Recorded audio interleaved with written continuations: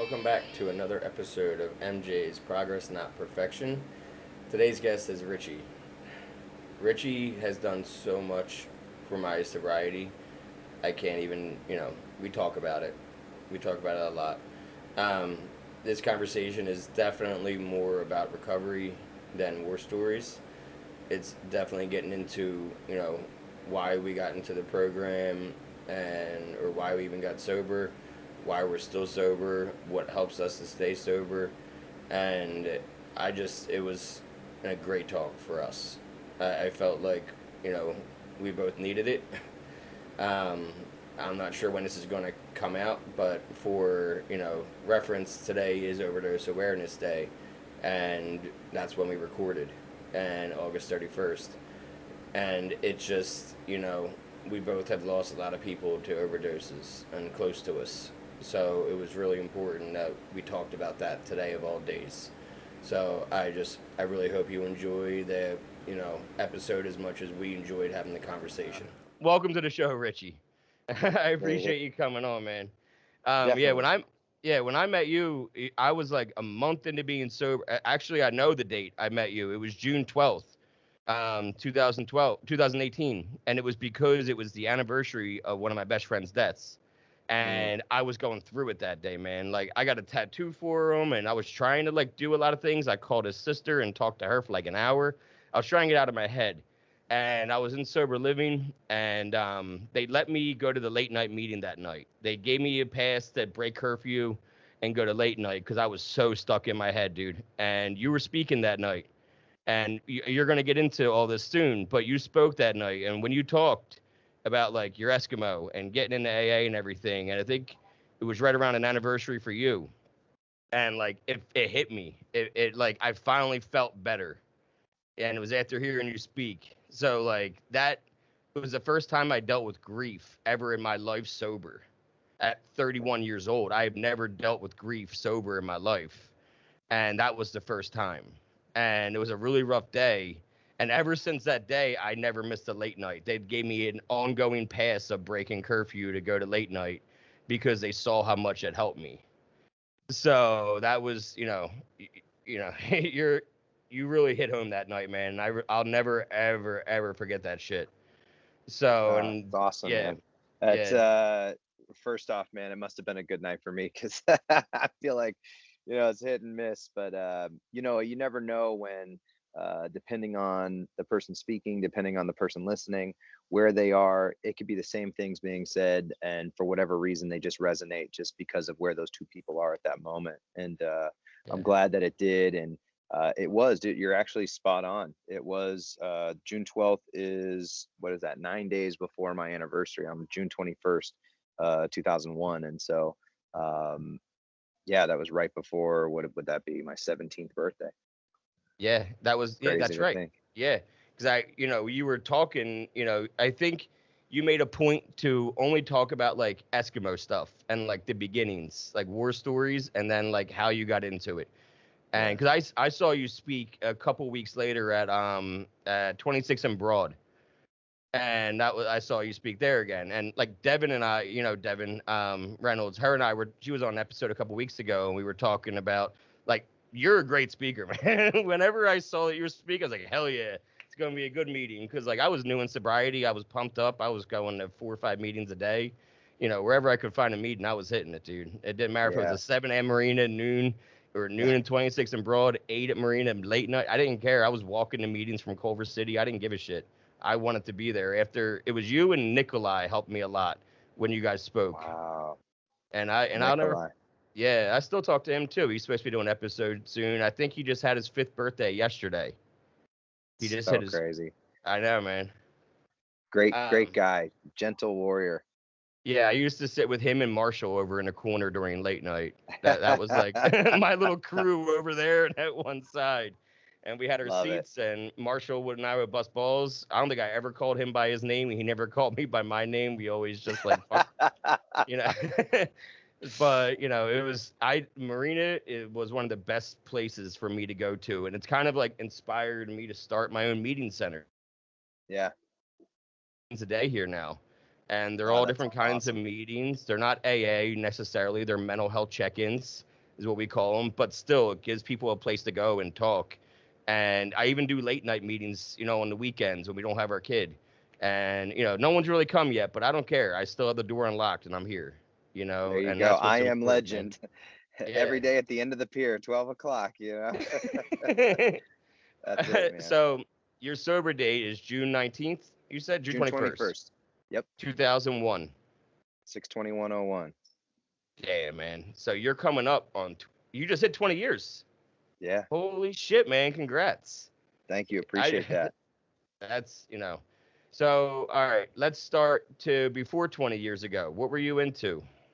Ooh. I was into a lot of selfishness, a lot of misery, a lot of not knowing how I fit and not believing that I could sort of manage through this world. I just didn't believe that I had what it took. I think people told me I did. I think what I truly believed deep down was that it was all a sham and that people really didn't know that as much as they thought I might have a gift or certain abilities, that they were wrong. And I just, due to my background, that pit in my stomach, that I was actually not destined for anything great. And as much as I hoped maybe, I really counted myself out. And so what was I into? I was into pretty much anything to get me out of feeling, and nothing really worked, if I'm honest.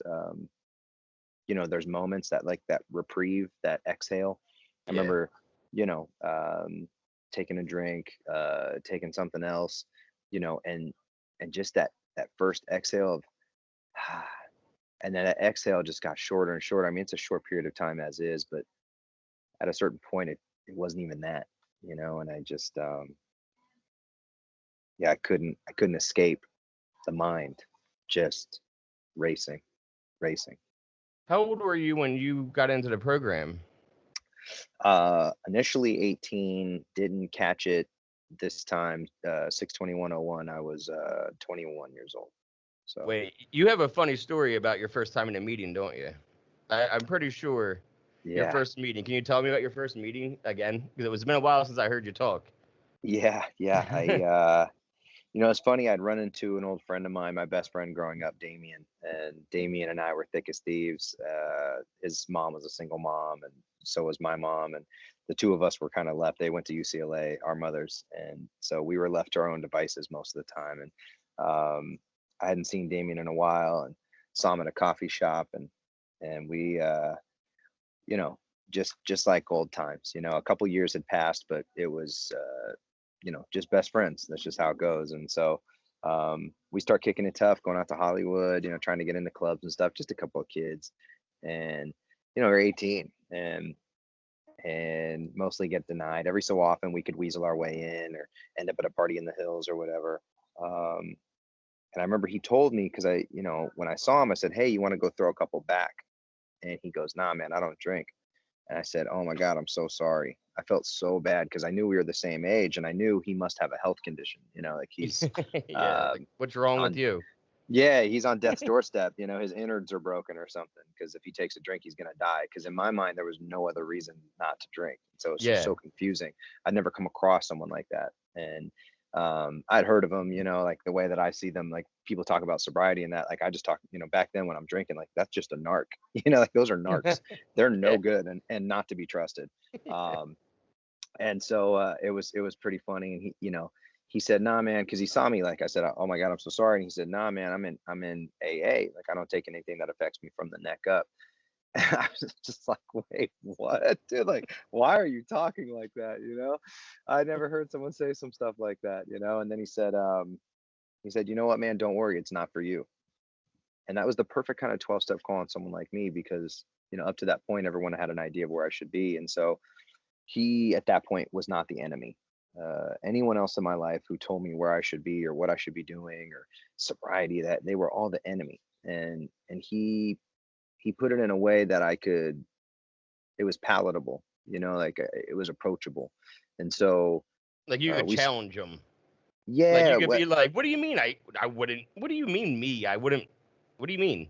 Yeah, It's like, exactly. Like maybe your little neck up club might benefit from my presence, The hooks were set, and so and I appreciate that. And we started hanging tough, like I said, go to Hollywood, this, that. And no matter what we did, whether it was like the best night of our lives or complete and utter boredom and we're just playing dominoes at a coffee shop, like this dude stayed sober the whole time. And me, I was always that same spectrum of, boredom to amazing. I was always obliterated. And so that was an eye opener for me that you could live life regardless of what life was presenting and be able to maintain your recovery. And so all of a sudden he realizes after kicking it tough for, maybe a couple few months that I might be a candidate for the Neck Up Club. And he he he took me to my first meeting and I didn't know. He made it sound like he wanted to go to a meeting. And so he said, "Hey man, roll with me to this meeting real quick." And I was like, the last thing I want to do is do that. And so I told him, I said, "Nah, man, it's not going to work for me." Um, and he said, "Will you just go to support me?" And it was the perfect way to present it because I would never go for myself because I don't need that. And I actually feared it. But if I'm there to support my boy, like I got my people's back, yeah, always. yeah. And so I went with him and he said, "Don't worry, man, it's over at this log cabin in West Hollywood." And I was like, okay, Lincoln, like log cabin. Like, what are you talking? Like, what year is it, bro? Um, and then he prefaced our little field trip to A and he says, "Yeah, don't worry, it's not a cult." And I went, "Oh, cool. Wait, what? Like, Why do sorry, you have to bro." tell me Like, that? yeah, exactly. I've never been anywhere on the planet where someone beforehand said, "Don't worry, it's not a cult." So immediately I knew it's a cult. Um, we get there. It's Thanksgiving morning, mind you. I had been up for a couple few days. Him and I had pulled an all-nighter. Like I said, we'd go out to clubs, party, play dominoes, run the city. But he stayed sober. Like I said, he was like a sober all-nighter type of guy. And me, I was obliterated, and so I was not in my right mind. Um, and the last place I want to be is at this meeting. But we get over there. I'm wearing a bright orange shirt at the time, and it says "I Heart Heroin." And I hadn't really planned this field trip to A&A too well. Yeah. And we get there, and the place is popping, man. And I was a bit confused because I thought AA was just um, trench coats, the destitute, like just rough side of things, and it turned out like people were looking fresh. They had slept the night before. Some of them, I think, knew each other outside the meeting and they were hooking up and stuff. And good, nice cars, nice clothes. I'm confused. And I think it's called Alcoholics Anonymous. And I thought I knew what those words meant separate. I don't know what happened when you put them together. Besides improper grammar, I guess, like just Alcoholics Anonymous. That doesn't even make sense. And he says, "Hey, we got to save seats." And we save seats. We don't even get two seats together. And then he says, "Let's go outside and smoke a stove." I'm like, "Cool."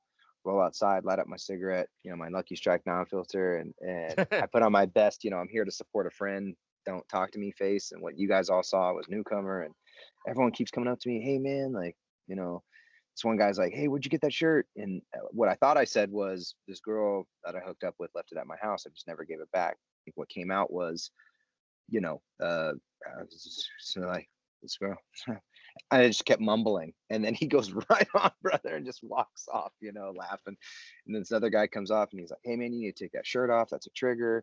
He's like, "How, that could get someone loaded." And I'm like, "Trigger, loaded?" I was like, "What's with all the gun references?" And Yeah. the whole thing was just bizarre. And then they're like meeting time, and all these things, like the whole 12-step way was super foreign to me, and just not my flavor, just not my thing. And I was super freaked out by the whole thing. Everyone kept clapping. It's an LA thing. Some other places do it, but typically LA is super It's I'm in self-congratulatory. PA now. Yeah, I'm in PA now. Like they don't clap when you're done a share. Like they don't say, thank you for your. It's none of that. It's like, all right, who else is going to share now? Like they don't even read the fifth step tradition, and it upset. Like when I got back here, I'm like, I want to read the fifth step. What are we? I want to read a portion from chapter 5. Or I meant chapter 5. I want to Yeah, read a portion from chapter 5. What the hell is this? I want to read how it works. I read yeah, how it works every night at late night. I want to read how it works. They're like, yeah, we don't do that here. I'm like, fuck. yeah. It's a much different world, man. And I look at it, and it was just super funky to me. And they kept clapping. They clapped for the coffee guy. I'm like, really? Like, you're clapping for the coffee guy? Like, not even like someone doing something, for people's sobriety, And I mean, don't get me wrong, I love coffee, but it was just wild. And I wanted to follow these people to Starbucks, you know what I mean? See if they clap for the barista, like, oh, it's a grande, clap, clap, clap, you know? The whole thing was just funky, man. We held hands at the end, said the Lord's Prayer. You know, it was super strange to me. And people seemed to know each other. It felt clicky. And maybe that's an LA thing, or just, you know, just feeling like an outsider. You know, it just wasn't my bag, man. And it's unfortunate, you know, and I kept my distance for a long time. And the only way that it became viable, like a viable solution to, you know, my problem, was when I had hit so low that I really had exhausted all other options. And I think some people don't have to go to that level, but for me, for whatever reason, I guess I had to hit my head pretty hard multiple times in order for me to say, okay, maybe I'll give it a full-fledged shot. 'Cause you were a heavy drinker, right? When you were like a teenager and going into your 20s, like you were just a partier. You did whatever you was put in front of you, basically. You Yeah. were just Yeah. addicted. Like I always say, I was addicted to more.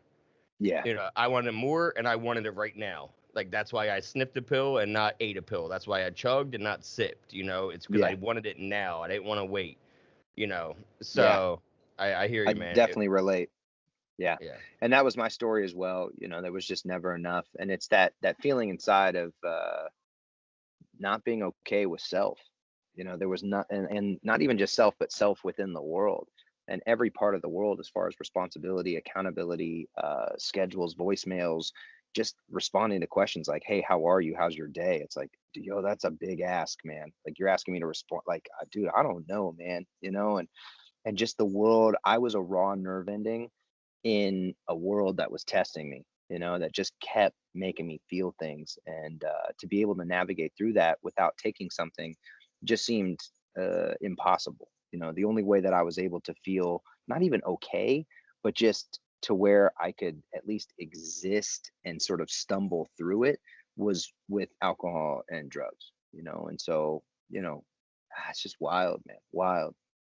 So yeah, the first meeting was a little funky. I remember Damien came up to me afterwards and he said, "Hey man, what'd you think?" And I said, "Never." And he's like, "Wait, what?" I said, "Never." And I realized I was kind of hurting his feelings because, you know, A&A was his get down, and you know, he said, "What do you mean?" I said, "Dude, I'll never let it get so bad that I have to end up here. I'm never coming here." And he said, "All right," you know, yeah, it just wasn't my thing, man. he knew. He Wasn't my knew thing. that's what would be your thing, though. I think.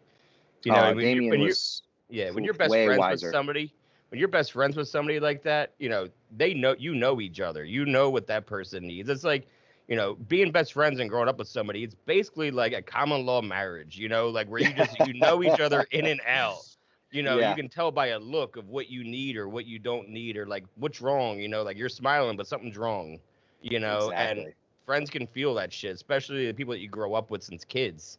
You know, you change Oh, together, you grow totally. together, you know? And especially Yeah. someone sober. How much time did he have when, you know, he was like kind of like, for anybody who doesn't know what an Eskimo is, it's somebody who introduces you to the program, basically. Yeah, he had at that time like 4.5 years, almost 5 years, I think, if I'm not mistaken.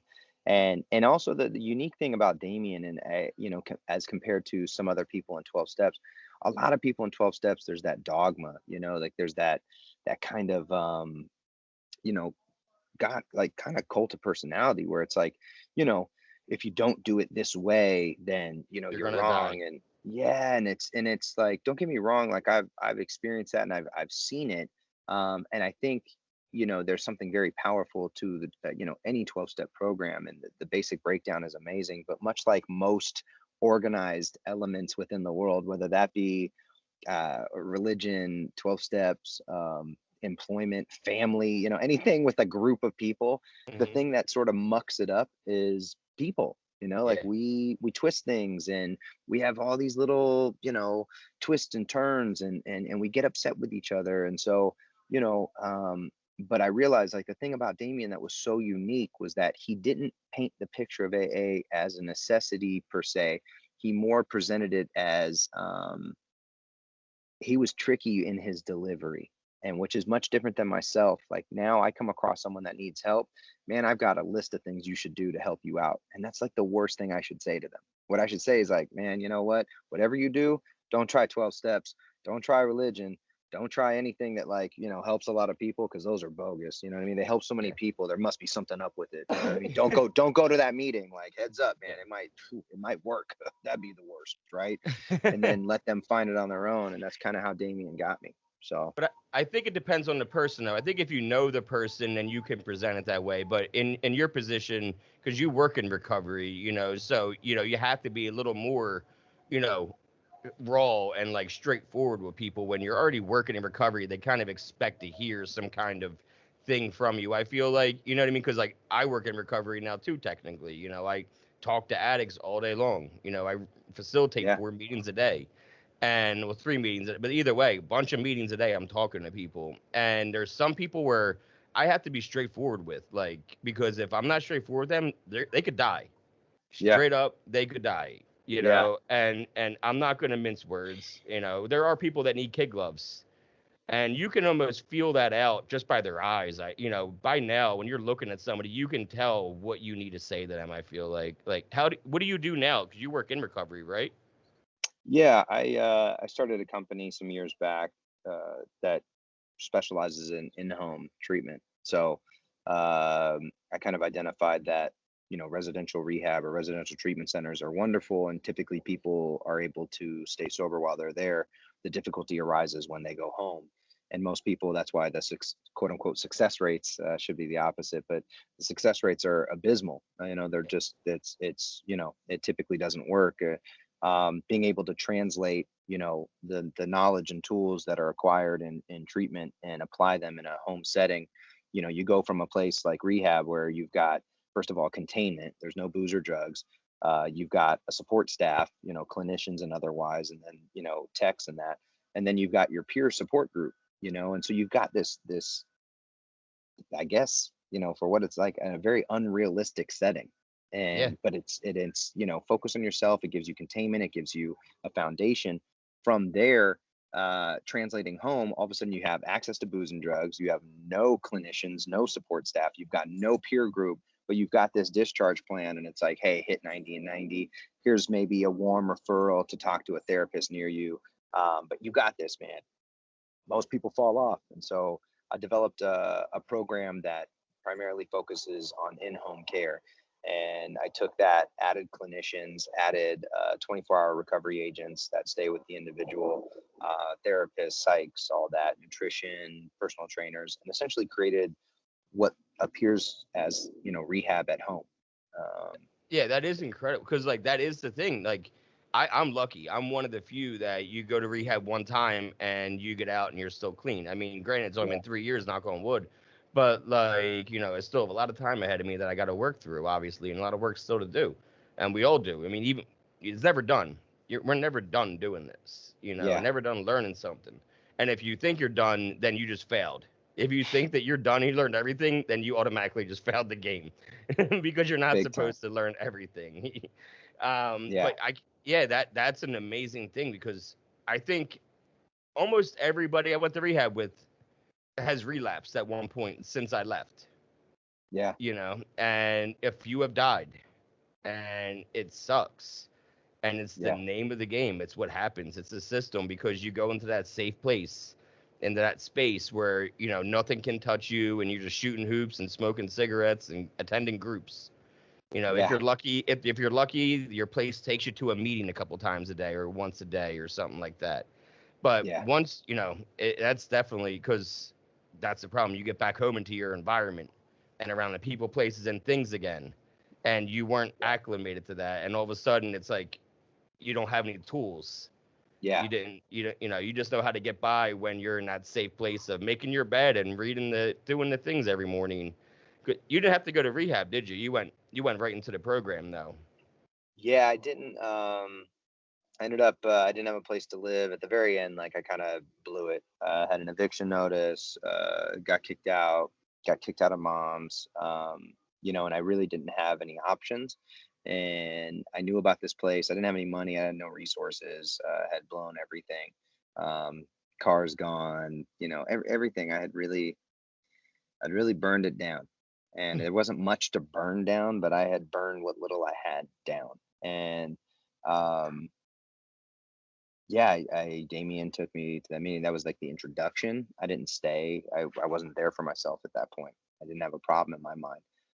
But then later on, when it really did hit, and I felt like, okay, and there were bouts where I would check it out. I'd get like a few days. Typically within the 5-7 day range was like as much as I could get. One time, only one other time, I got 45 days, and that was tooth and nail.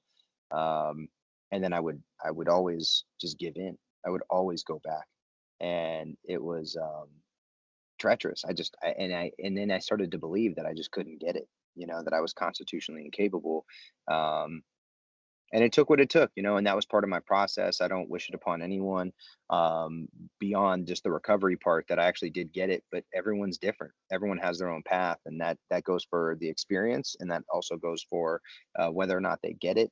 Um, we talk about experiences, the key, and passing on our experience and not just opinion. But even my experience, as much as it's very valid in the sense that it's true, doesn't mean that my experience will be yours, or that who I am as a person is going to synthesize with, this this process. So I'm always cognizant of that, because it's a big deal to tell someone like, hey, this worked for me, it should work for you. You just got to do it. It's like, No, I feel like all of our you never know. addictions look different, so our recoveries can look different. That's an okay thing. It's not a bad thing if my recovery looks different from your recovery, which it does. We all have different stories, and that's what makes us people and unique. Yeah. And it's just about, appreciating that person and just like saying, way to go. Thanks for even being here. Thanks for even trying. Are you still going to meetings and everything too? Mainly online. My beautiful wife is 8 months pregnant, and so Congrats. obviously we're not trying to get sick at this point. It's pretty hot here in LA. Oh, yeah. She's pretty miserable and just ready to be a mother of two, as opposed to mother of one and pregnant with one. So And so COVID's she been doesn't rough want to out get sick. there. Yeah. Yeah, and between that and just a cold, I don't think she just wants to get anything. When you're pregnant, your immunity's low and that, and so I've been just doing online. Every so often, I've done some outdoor meetings, kind of spaced out in that. I'm actually, yeah, yeah. So Is she sober too? she is, yeah. She's 2010, so she will be, I think, in September 11.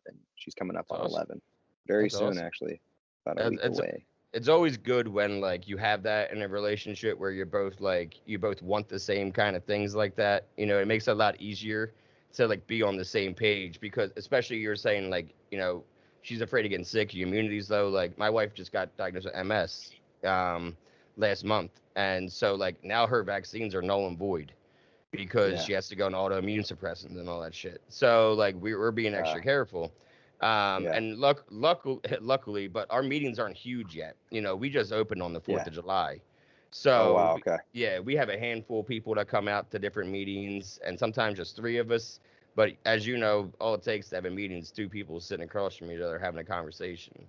That's it. So yeah, that's we do different things like trauma. One night's for trauma, one night's even for LGBTQ community. To have for them to have support.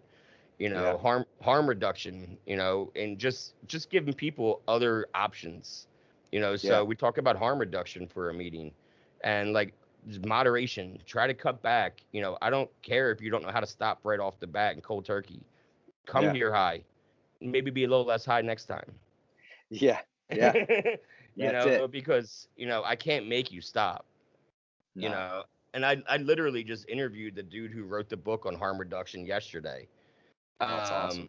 Yeah, he has like a giant Facebook group with like 9,000 people in it that all they do is talk about how they have planned intox. Now it's funny to think about, like, can you imagine looking at your calendar like, all right, now 21st I'm gonna get hammered. That's Wow. And I said to him, more power to you, dude. If he's in his 60s and he can like handle it and do it. I was like, I can't. I really am powerless. I don't know how to stop. Once I Yeah. start, I can't stop. And it's not an AA thing where it's indoctrinated with me. I tried it. I tried to drink in moderation, and then I drank the whole bottle. Yeah. And I didn't want to drink the whole bottle, and I don't know how. I need more and I need more. My drinks get heavier and heavier. Next thing you know, it's all Jack and a splash of Coke. Yeah. And I just, it's not where I want to live my life anymore, or how I want to live my life. I Yeah. have permanent damage to my pancreas because of 20 years of drinking hard and 10 years of pills every day, that my gallbladder just got removed 2 months ago because of that shit. Yeah. So, That'll do it, like, And I love, kind of what you talked about, and there's 2 points, knowing, not knowing per se, but I guess like knowing what works for you, but then being open to the idea that, and kind of like what we talked about before, you know, having another process for someone else and being open to that and giving them that forum and that space to be okay and to try that. And it might not be your thing, but to be open to it and say, hey, listen, if the goal is progress not perfection, yeah, hint hint, um then you know what, that's achievable. And if we look at it that way, it's like it's not so punitive or judgmental, to for someone to say, you know what, I kind of want to give it a shot, but that regimented kind of, strict or rigid view from 12 steps or from anything else just doesn't serve me. But I could get behind, this format or that format. And I think it's about exploration and then also being honest with yourself, like you said, because sometimes I think we use an alternative to kind of condone something else and we go, oh well, I'll just do that. And meanwhile, I know in the back of my mind, harm reduction's not, it can't be my thing, you know um it's just not. And I'm not judging harm reduction, I'm judging harm reduction for personal, just myself. me. That's it. I just know for me. But some people use that and they go, oh, that's the new deal, all right, let me get behind that, and it's just one more way to stay um unhappy, unhealthy. So, as long as I have an accurate assessment, an honest sort of overview of who I am, then, at that point I have an opportunity. If I am unable to be honest in that, then I have to trust, hopefully, whoever my trusted inner circle is. Hopefully I'm Yeah, surrounded by people that love me enough to shoot me straight, like you talked about with your sponsee, and just being able to say, hey, this is it, and I'm going to come at you brass tacks because you know what, your life depends upon it. was there like an inciting incident that like led you back into like, all right, now I got to go try this and do this? It was just No, like, it was a day like thousands of others, and it was just that pit one more time, and knowing that I was fading, and I knew that I was fading. I started having certain pains. I started like in my chest. I had, and granted, I had those before, but everything was just different, and I knew I was unwell, and I was mhm, very afraid. Um, I had hoped that I knew, first of all, I knew that I couldn't get sober, but for whatever reason, I thought, regardless of what my head's telling me and what my heart believes to be true, my job is just to try one more time.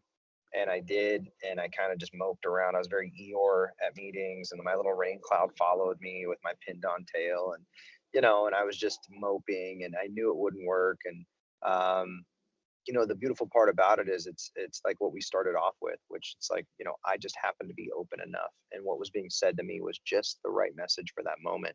And then there were more moments that stacked together, and then there were some that were, I could say divine, I could say whatever, fate, whatever, where I wanted to drink, I wanted to use, and I was going to, and for whatever reason it fell through. And I could say that I took credit and I always did the right thing and all that. But early on, it was seconds and inches, and a lot of them had nothing to do with me, and it was universal. And for whatever reason, I was spared from that moment. Um, and I'm grateful because it allowed me to continue, to persist and to build more of a foundation. So yeah. nothing really happened. I woke up on someone else's couch again, sometime around, I think, 2 o'clock in the afternoon, because I've been up to the wee hours, and then decided that, little Cessna, um, decided that I didn't know what to do, and I caught the bus home, multiple buses. One of them wasn't running for whatever reason, so I had to walk. I hoofed it, and I laid in my bed, you know, and I just looked up at that, popcorn ceiling.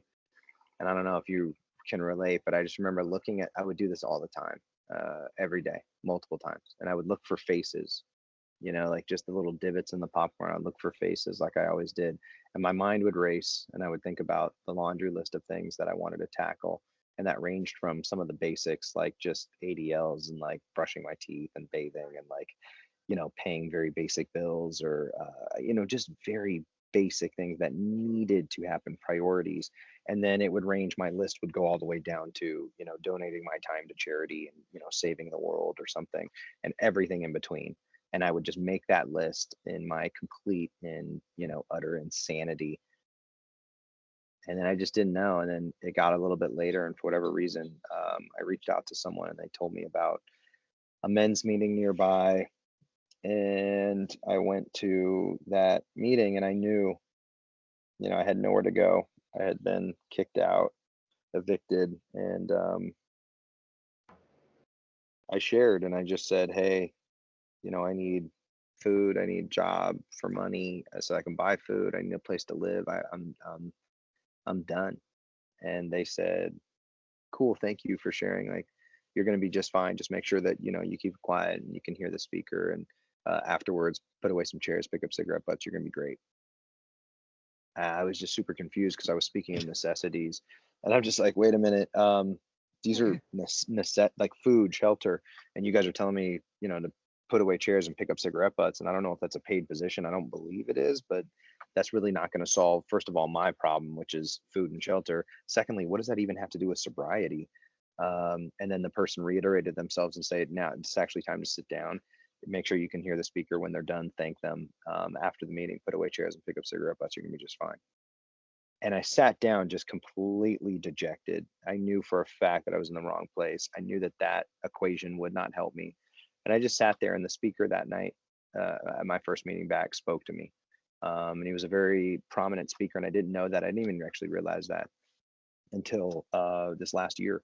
And I had no idea that someone had pulled up a picture. He's since passed away, and he spoke to me, broke tradition, and he spoke to me directly at that meeting. The way that it worked, it was participation, and then the speaker would speak. And he said, "I was just like you." And he goes, "If I had a magic wand, and he's like, I thought if I could just get my life in order, then sobriety would be an option. But I needed to get these things first, and then I could get sober." And he's like, "That's the cart before the horse, man." He goes, "You need to get your sobriety in order, and then life works itself out." I said, "Yeah, but without my life in order, I don't even have a shot at sobriety." And I didn't say that, but that's what I was thinking. And he said, "I was just like you.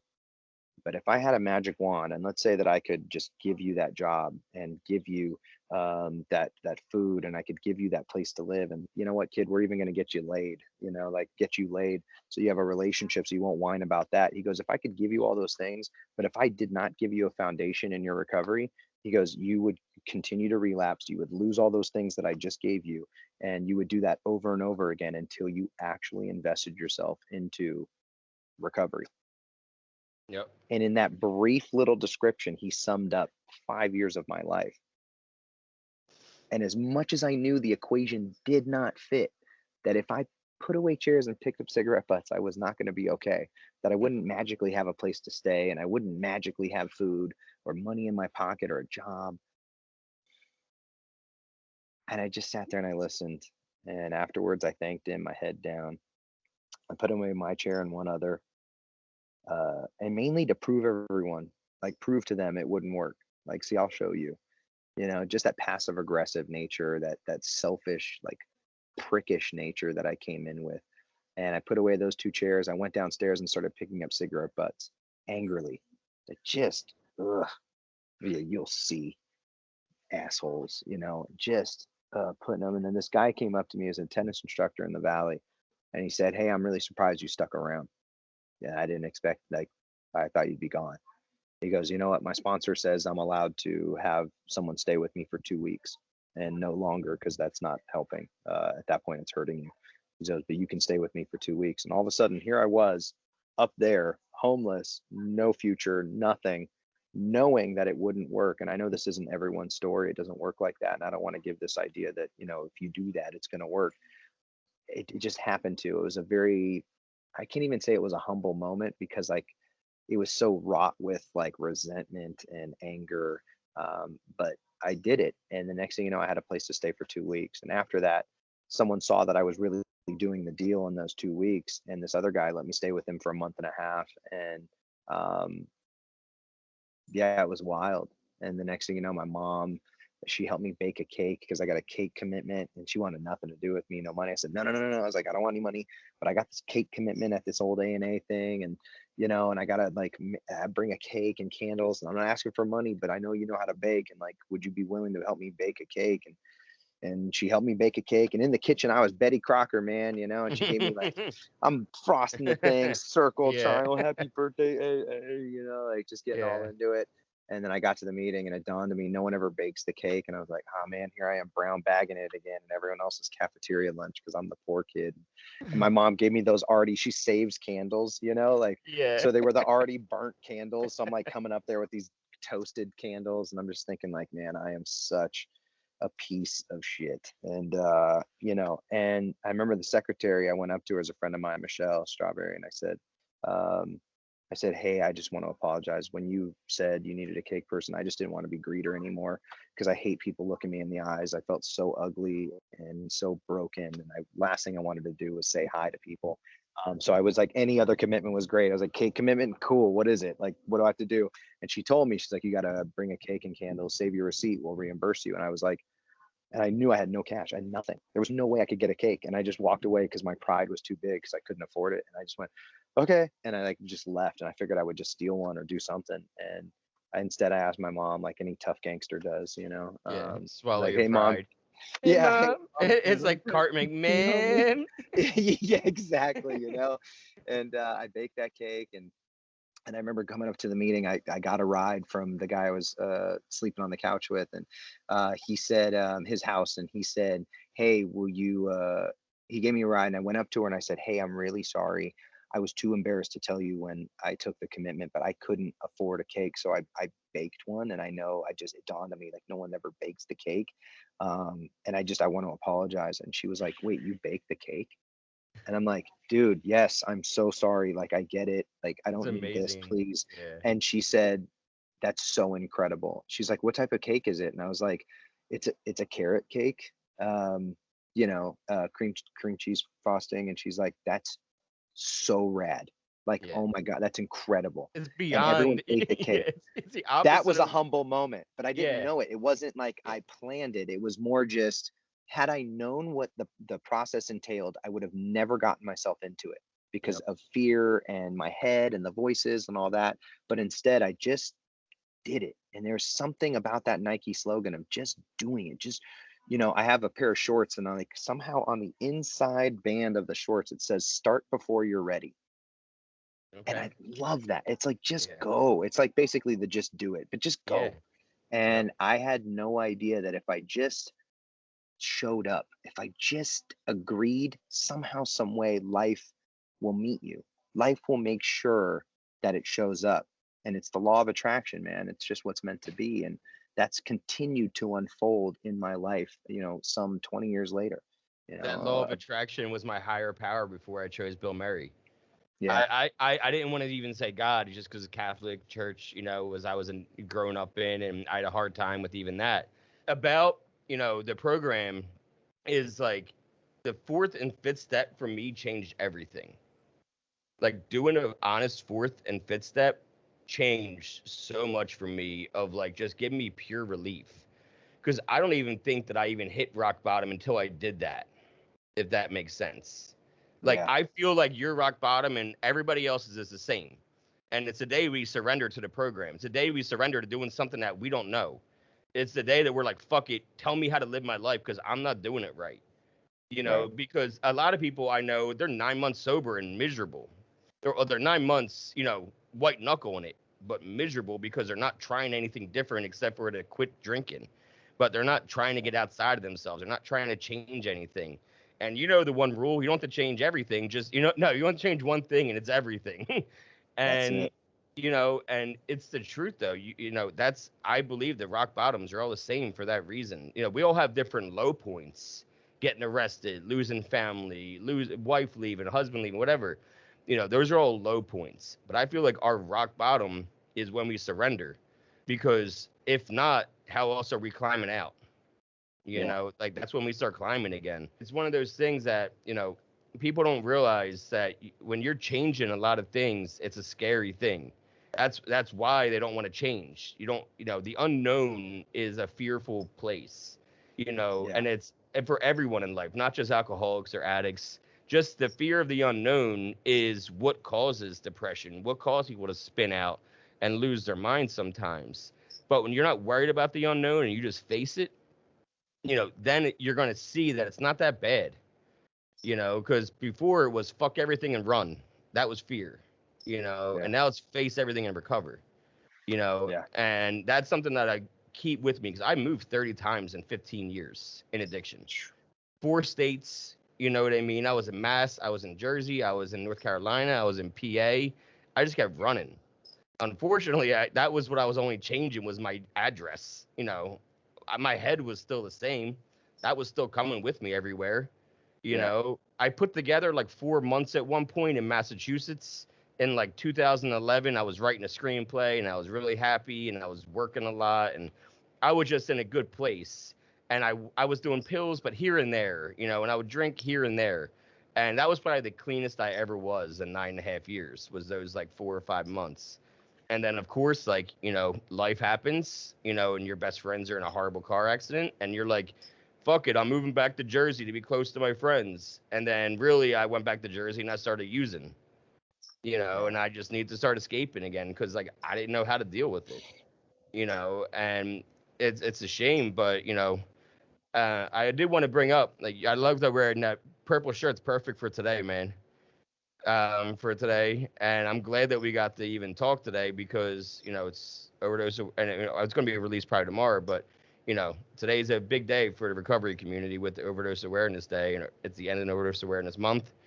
Yeah. And do you want to wrap up, kind of what we started with? Like, how long ago now, did he pass? If you don't mind me. Yeah. Uh, so Damien actually, my Eskimo, my best friend of almost 30 years, passed away June 28th of 2016. And that night was a week after my, what's that, 15th birthday. Or sorry, 16th birthday. So it's 2017. Sorry, I forgot the year. 2017. And he was supposed to give me a cake that night to commemorate my 16th birthday. And instead, I got a call from Santa Monica Police Department that my best friend was on life support and that I should probably come to the hospital. And I did.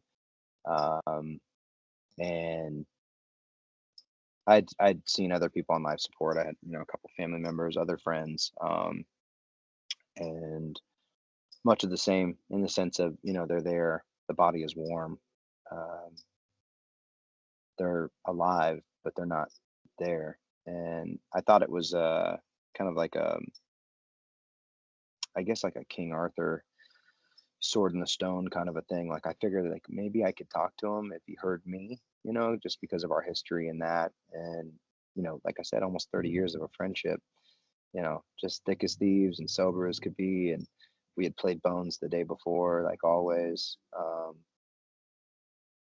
I thought I could say the thing that would wake him up. And alcoholism, addiction just doesn't work like that. And it's been been 4 years, man, and I just miss my friend. Yeah.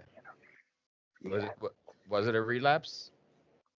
Oh yeah, he had been out the day before. We actually played dominoes, and we had talked because we were in like a good group, and my daughter was born, and I wasn't able to meet up with them every morning, and not that it should be dependent upon that. We have to have our own Yeah. individual, recovery, whatever that may be, and can't be dependent upon people or places or things because those change. And unfortunately, he succumbed to the illness as many do, and but he was managing for the most part. And I think he had a seizure and was out too long, and not enough oxygen to the brain. And by the time he was found, and that it was too late. And so he stayed on life support for I think another week after, and the doctors said that there was zero brain activity and there was no chance of him coming back. And his mother decided um, to eventually pull the plug. And alcoholism just doesn't care. Drug addiction does not care. And no matter how smart and crafty he was and, making approaches and just life in general and how beautiful his light was, again, no one's exempt. No one's Yeah. exempt from the dangers of what it does. And now these days and age, it's like, you know, things read the same. Like it's still cocaine, it's still heroin, but you don't know what's in it. And now with fentanyl and all these other fun things, I mean, it's wild out there, man. And people are It's dropping like scary. flies. And It's scary, yeah, bro. I'm afraid to relapse. You know what I mean? yeah, Like I am legitimately like before I would have known if I would have relapsed, like, oh, okay, I can do a couple 30s and I'll be good to go. And it's a couple 30s. Now I don't know what's in the 30s. I don't know no what there's clue. fentanyl in them. And that Yeah, scares the shit out of me, you know? And like, I need you to know, like, that helped me. Like, cause I did have a friend that we were both sober together. We both went into rehab together. He went to Florida, I went to California. And we talked all the time on the phone, the 3 hour time difference. We both came back to Jersey and PA. He relapsed right after Halloween and he died on his relapse. And I had to go back to Jersey, 6 months sober and be around people I know that are high and know that they have drugs on them and know that that was the last thing that I needed or wanted, and it's because like I almost felt like he taught me a lesson that I didn't want him to teach me. He died so I could live, kind of thing. And it's the only way that like I can be okay with this life anymore with seeing people die all the time. And I knew that this was not going to be the first one. Him and I, 12 years, the entire first grade through senior year, we were backyard neighbors, yeah, birthdays 3 weeks apart. First time I ever smoked weed, he got me high, you know, and I have so many amazing, he was the smartest person I've ever, like, not, he wasn't grade smart, he wasn't getting straight A's, but the most intelligent person I had ever met, somebody yeah, that can hold a conversation on any topic and yeah, be keen on it. Like Jesse knew his shit for anything. He was an intelligent person, just like a yeah, lot of us when we're smart or when we're compassionate or when we care, have empathy, we're broken. We try too much, we want so hard, and we care, we love so hard that it's like, all right, now I need to like get out of myself because I'm hurting too much. yeah, And that's exactly. why having a solid foundation and having support groups. And I don't care if you're going to AA. I don't care if you're going to the SMART meetings, the harm reduction meetings. Go somewhere, talk to people. You know, Yeah, know that you're not being judged. That's a big thing. Get shit off your chest that you're holding on to because that's cancer you're holding on to. That yeah, shit's gonna kill you. You have big to let time. it out. I don't. That's why I love the fourth and fifth step. That's why I mentioned that because talking to somebody else. I don't know about you. My fourth step was pages of resentments against myself. you know, I Yeah, resented myself more than anybody when I did my fourth step, and there was things that I said on there that haven't said since, yeah, and just saying them out loud, I got that off my chest, got it off my shoulders, and I literally felt lighter. you yeah, know and it's so funny that I didn't even realize that the date was going to line up and you're like, yeah, next Tuesday is going to work. And yeah, now I'm like, I'm posting for overdose awareness day and you're wearing the purple and everything. I'm like, holy shit, it definitely works out, man. Like it definitely, always. it's all supposed to happen that way because now it gives Yeah, you a chance to like talk openly and remember them. yeah, And that's the whole point is he would want you to do that. He would want you to be doing what you're doing. He would want yeah, you to be talking about it. You know that. yeah, I would want somebody else talking about shit that I did. yeah. I think I If it want could help someone else, yeah, exactly. and even just helping one person, even just knowing I Totally. can help one person. Yeah, And you did that for me. And that's why I for wanted sure. you on cuz like I'll never forget that shit, dude. Yeah, And I never learned how to grieve. I started drinking at 11, and then 12, somebody I knew died. And then yeah, that was like, I know how to fix this. I'm gonna get drunk. yeah, And like that was just my ongoing. What I was gonna do was medicate. With that and numb whenever I got upset. So like that was my first time handling grief. in sobriety and in general, Yeah. and you helped me a lot with that. And Damien helped me a lot with that. That story and what happened. That that's why I'm here right now and I still haven't touched pills. And I've learned that you can move on. You can still remember people in a positive way. You can not have to relapse because your best friend relapsed. You can live for them and not Yeah. like against them, and I needed you to remember that because, or you at least know that more because like I'm still sitting here, Yeah. this is going on now. I'm helping other people, the domino effect. Talk about dominoes, talk about like, you inadvertently helping me, a stranger sitting in the corner of an AA meeting at 11 o'clock at night on a random night in fucking Marina Vista. You know what I mean? Yeah. And 3 years later, I'm helping other people because of what you gave to me that night, you know? Appreciate that, man. Thank you. So, yeah, and I appreciate it too, man. And so I'm just glad it all worked out, like to the point where now we can talk about it. Where Yeah. it's not a stigma, it's still a stigma, let's be real. Like, we're still a stigma. Yeah. We're still walking stigmas.